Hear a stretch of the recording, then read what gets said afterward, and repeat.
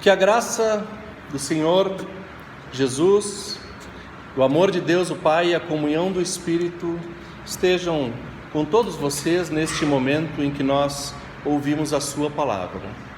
Amém. Prezada comunidade, caros irmãos, caras irmãs na fé, estes dias eu vi uma frase na internet, chamam de meme, né? Um tipo de uma frasezinha assim, num cartaz, dizendo assim, vocês talvez já viram isso em algum momento: escravidão era legal no sentido de permitido pela lei, né? Não no sentido de legal joinha. Escravidão era legal, colonialismo era legal, nazismo era legal, apartheid era legal. Legalidade é uma questão de poder, não de justiça. Eu leio de novo: escravidão era legal no sentido de ser permitida pela lei. Escravidão era legal, colonialismo era legal, nazismo era legal, apartheid era legal. Legalidade é uma questão de poder e não de justiça. Com essa frase forte, né, desafiadora, nós hoje vamos enfrentar também um texto bíblico muito desafiador. Palavras difíceis, duras de Jesus no Evangelho. No caso, nós ainda estamos lendo, já faz 3 semanas que nós estamos lendo o Sermão do Monte, que é o primeiro grande discurso público que Jesus fez, relatado no Evangelho de Mateus. E nesse trecho que nós estamos lendo hoje, ele aborda a questão do cumprimento da lei. O cumprimento da lei do Antigo Testamento, lá que Moisés recebeu, é uma peça fundamental, é parte fundamental da religião dos judeus. Jesus, vocês sabem bem, ele era judeu. E para os judeus, o cumprimento da lei é a maneira de nós cumprirmos a vontade de Deus. Mateus, esse evangelista que escreveu o Evangelho, dizem que ele vivia na Síria, numa região onde havia muitos judeu-cristãos. Lá, logo naquele período inicial, havia uma diferença entre os que eram judeus que se converteram ao cristianismo e entre os que eram gentios, ou seja, eram parte de outros povos, geralmente de cultura grega, helênica, e que se converteram também ao cristianismo, principalmente pelo trabalho do apóstolo Paulo. Mas as comunidades que viviam perto de Jerusalém, e a Síria fica logo acima, perto de Jerusalém, aquelas comunidades eram comunidades de judeus que falavam já grego, pela influência cultural daquela região, mas que haviam se convertido ao cristianismo. Esses judeus, eles tinham um apreço muito grande pelo cumprimento da lei de Moisés, porque carregavam consigo essa experiência judaica que tinham vivido. Portanto, Mateus, o evangelista, esse que escreve o texto que nós lemos hoje, ele olha para a lei com respeito e ele quer valorizar o cumprimento da lei, enquanto para o apóstolo Paulo, em vários textos que nós também temos nas Escrituras, principalmente as cartas, ali Paulo diz que a lei já foi ultrapassada e que agora vale o Evangelho. A lei de Deus não é só uma norma para a vida, mas para os judeus era muito importante porque fazia parte de uma aliança.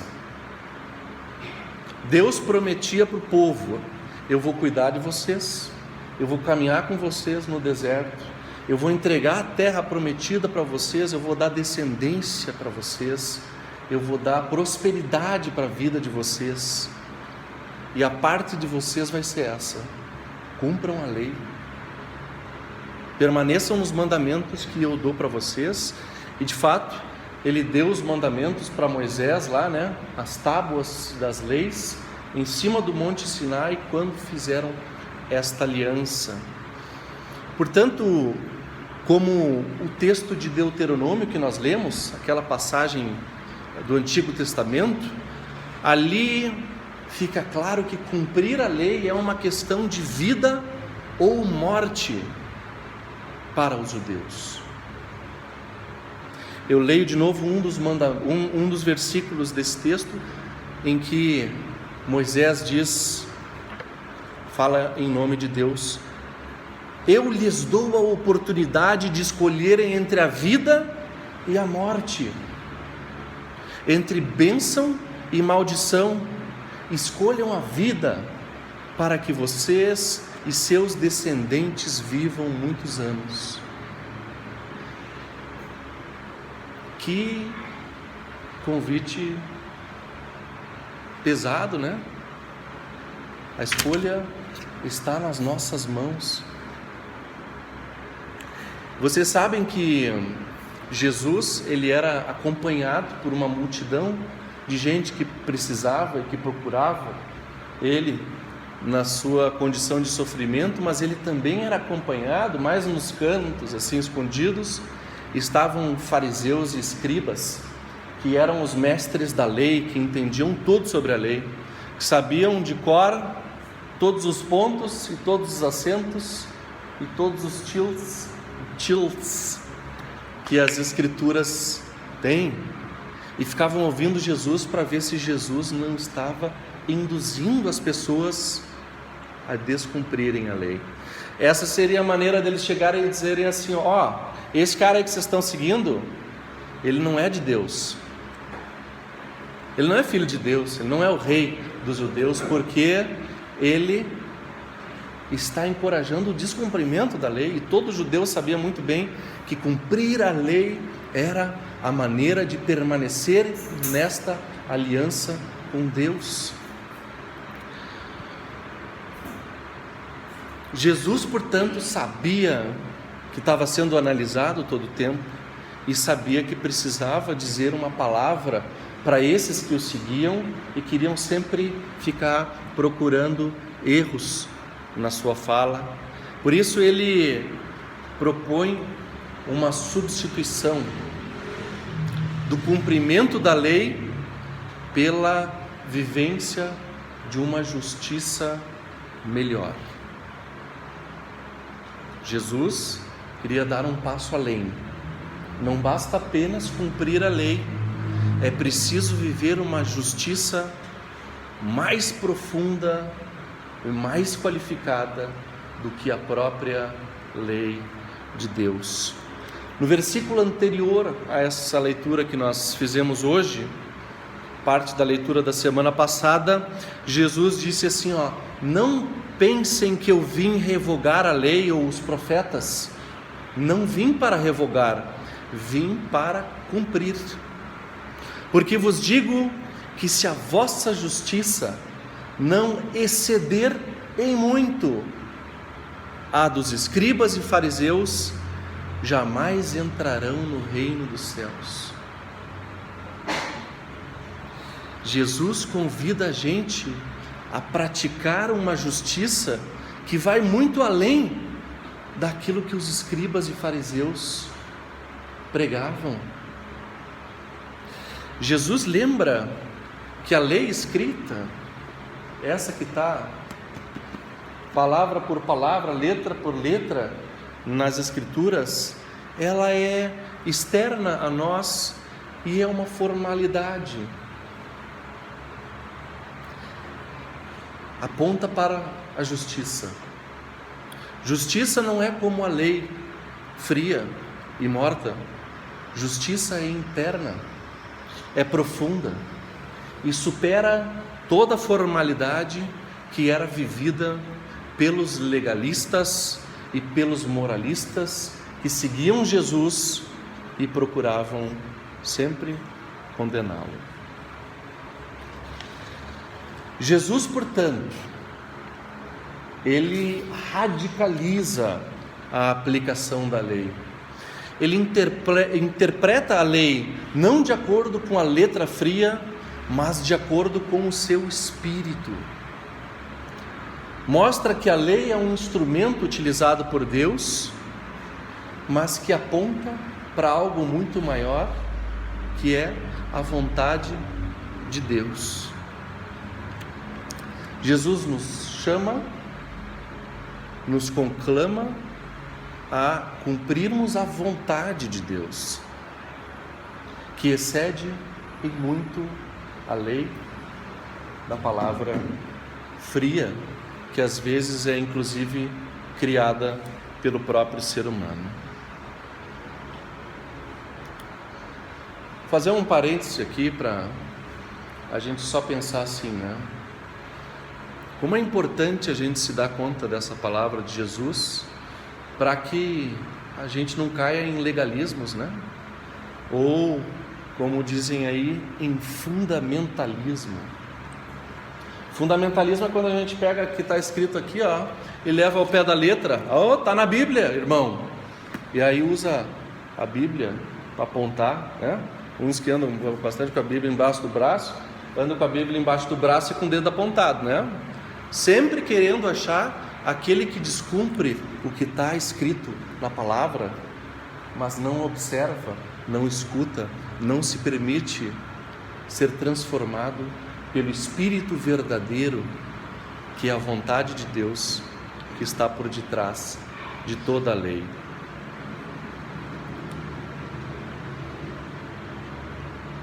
Nosso texto trata de 4 exemplos. Eu vou falar uma palavra curta para cada um desses exemplos, porque às vezes essa palavra nos confunde muito. O primeiro, Jesus faz essa releitura do mandamento, que é o não matarás. Qual é o mandamento? 4º, 5º? Quem é que lembra aí? 4º, né? Olha, não lembram do ensino confirmatório, não? Hã? 5º mandamento. Não basta não matar. Esse é o legalismo, né? Olha, eu não matei, mas eu pisei na cabeça, mas eu maltratei, mas eu feri. Jesus vai além, diz, não basta não matar. Se você utilizar de ódio para uma outra pessoa, você está matando. Se você está usando de raiva, de ira, ali eu até acho engraçado essa tradução que fala assim, se você está chamando o outro de idiota, né? Olha, eu vou dizer para vocês uma coisa, eu sou um grande pecador, porque às vezes a gente está no trânsito assim, né? Aí passa um pé, corta na frente, a gente, seu, não sei, né? Ela aqui me diz assim, ó, você não pode ser pastor. É verdade, desculpa. Respira, se controla, porque é isso, né? Talvez se pudesse, assim, naquele momento de raiva, assim, né? Que nenhum teve esses casos esses dias, a gente matou uma família inteira numa briga de trânsito. Então, o espírito da lei, a vontade de Deus excede o cumprimento da lei. Olha, eu não matei, mas eu peguei um pedaço de pau e dei-lhe uma cacetada no vidro do carro desse cara. Como assim? É o mesmo desejo, a mesma pulsão, é a mesma, né, energia que a gente dedica. Aí Jesus vai além, ele diz o seguinte, aí a gente anda assim durante o dia a dia, né? E vem aqui querer botar sacrifício para Deus, né? Ofertas para Deus. Ele diz o seguinte, calma, deixa a tua oferta aqui e vai para casa, te reconcilia com esse teu irmão ali que, né? E quantos de nós não temos mágoas guardadas aqui, né? do fulano de tal, que eu me lembro que há 15 anos falou, né, para mim, que disse que eu fiquei muito chateado, e a gente fica guardando, né? Em algum lugar está aquela mágoa, aquele arrependimento, aquele irmão, aquela irmã, aquele pai, aquela mãe, que a gente já não liga, que a gente já não procura, porque também não vou atrás. Ou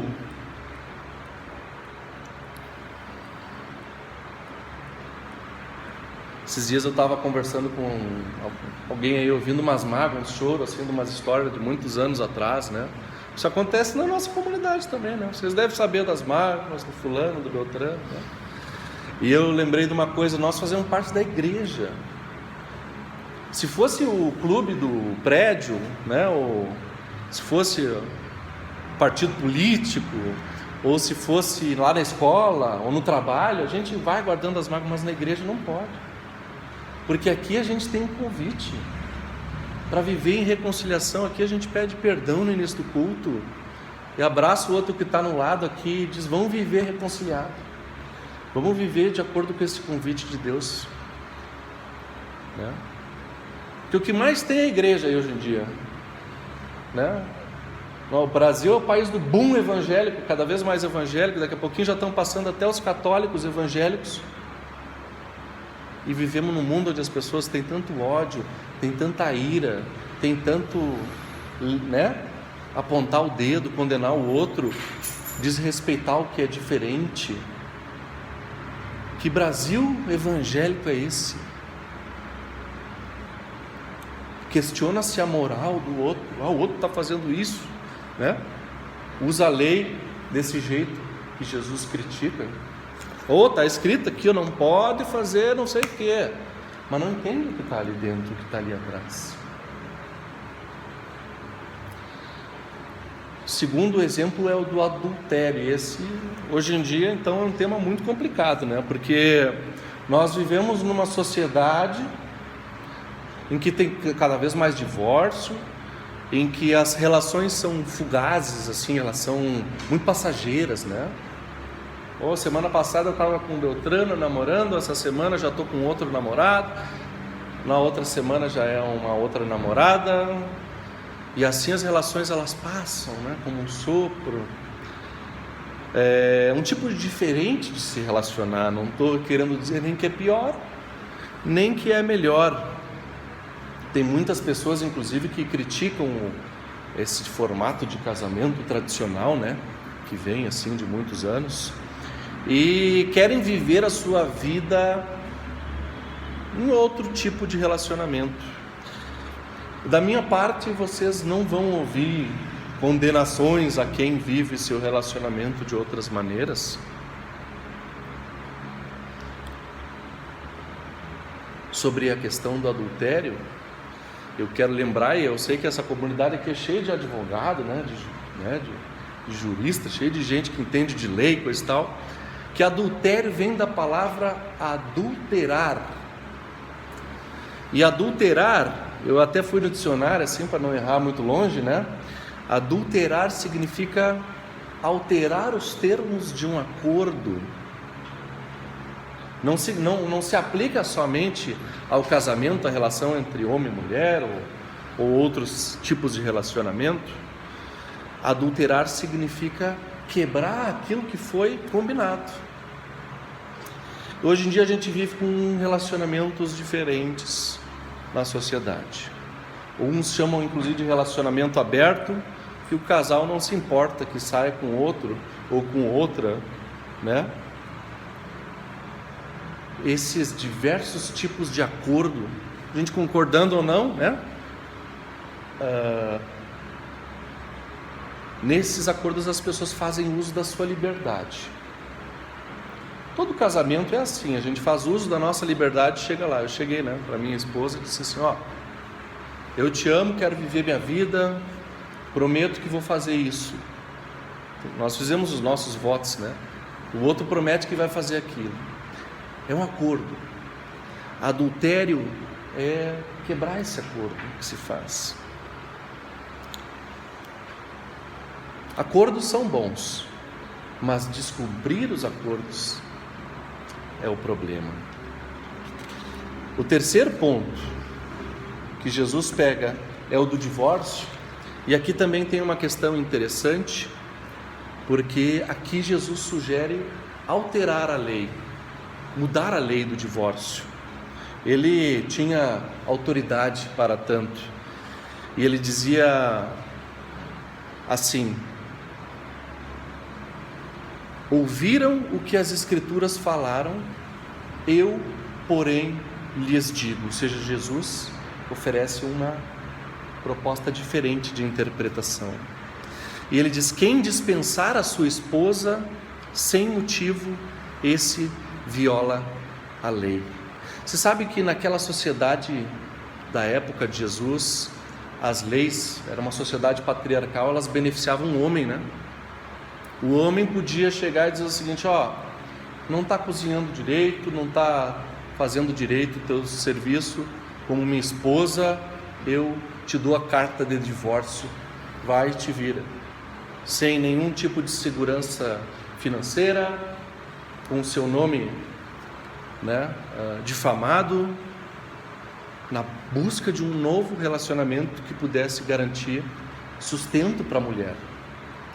Então, enquanto o homem podia casar de novo com quem quisesse. Aqui Jesus critica essa lei, ele diz assim: não pode simplesmente mandar a mulher embora com a carta na mão de divórcio, com uma mão na frente e outra atrás, sem direito. Não, isso não vale nem para homem nem para mulher. Pode se cometer, pode pedir o divórcio no caso de que a relação tenha sido violada pelo adultério. Isso das duas partes é possível, mas se desfazer da esposa dessa maneira, Jesus aqui defende o direito das mulheres. Interessante, né? Analisar desde essa perspectiva. Jesus chama a atenção nesse Sermão do Monte que nós lemos, a esse fato de que a lei é formal, externa, e que o importante é carregar no coração consigo o amor e a prática de relações justas. Ame a cada um e cada uma nas suas relações e promova a justiça. Se você viver assim, você vai cumprir muito mais do que diz a lei. Evite a hipocrisia do legalismo, evite esse falso moralismo. Eu vivo minha vida de acordo com a lei de Deus, o outro, Evite esse tipo de enganação e de injustiça que nós às vezes cometemos ao preservar uma lei fria num fundamentalismo sem sentido. Permita que Deus escreva a sua vontade no seu coração. Esta vontade de Deus que é baseada em justiça para todas as pessoas e no seu amor, que nos toca e nos transforma e nos convida também a amar a quem passa pelo nosso caminho. Lâmpada para os meus pés é a tua palavra, Senhor, e luz para o meu caminho. Amém.